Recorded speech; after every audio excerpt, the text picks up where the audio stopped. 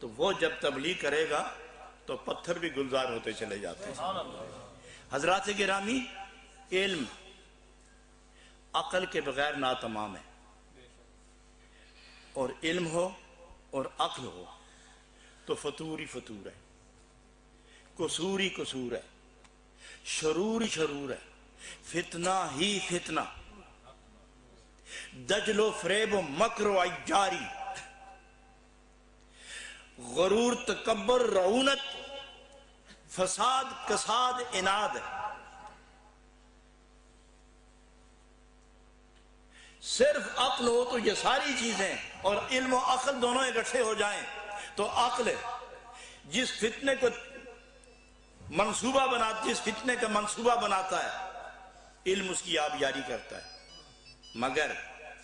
علم، عقل اور ایمان یہ اکٹھے ہو جائیں تو خیر ہی خیر، حسن ہی حسن ہے، کرم ہی کرم ہے، مگر شر کا امکان ہر وقت موجود رہتا ہے، مگر اس خیر میں شر موجود رہتا ہے۔ علم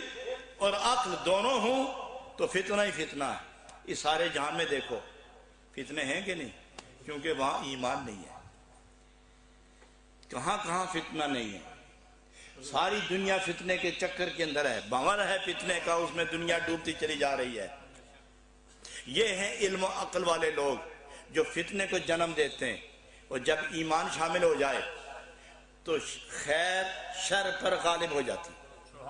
مگر اس میں شر کا ہر وقت خطرہ رہتا ہے کہ یہ سجدہ کرتے کرتے بغاوت بھی کر سکتا ہے،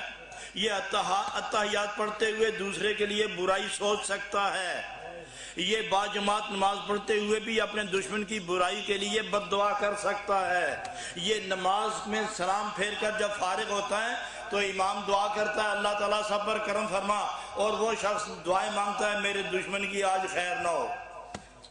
حالانکہ وہ نیکی کر رہا ہے، نیکی میں بھی وہ دشمن کو یاد رکھے ہوئے ہے۔ یہ ہے ایمان، عقل اور علم، مگر اس میں شر موجود ہے، اور ایک اور قوت موجود ہے، عقل ہو اور علم ہو اور ایمان اس کے ساتھ اخلاص ہو تو شر کا وجود ختم ہو جاتا ہے، شر کا وجود ختم ہو جاتا ہے۔ اور دیکھیے حضرت امام اعظم رضی اللہ تعالیٰ عنہ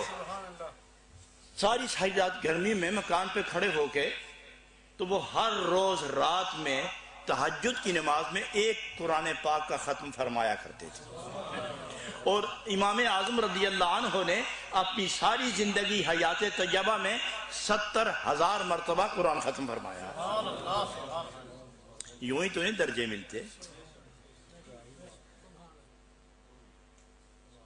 کھڑے آپ پڑھ رہے تھے تو ایک بچی نے اپنے باپ سے کہا کہ ابو یہ چھت پہ ایک ستون کھڑا ہوتا ہے، کہ بیٹے یہ ستون نہیں ہے، یہ مسلمانوں کا امام ہے جو اللہ کے حضور کھڑا ہے۔ تو اس کو کسی وجہ سے کوئی غصہ آیا تو اس نے گالیاں دی، دوسرے دن پھر گالیاں دی، تیسرے دن پھر سب کو شتم پورا بھلا کہا۔ حضرت امام اعظم رضی اللہ عنہ نے ایک ٹوکرا لیا، اس میں انگور رکھے، سیب رکھے، انار رکھے، کیلا رکھا، جاؤ لے جاؤ، اس یہودی کو دیا۔ وہ کھانے لگے، دوسرے تیسرے دن اس نے پھر گالیاں دی، آپ نے ایک ٹوکرا اور بھیجا، پھر 2 دن چپ رہا، جب وہ ٹوکرا ختم ہوا پھر اپنے مکان پہ چڑھ کے اس نے پھر گالیاں دی، آپ نے ایک ٹوکرا اور بھیجا۔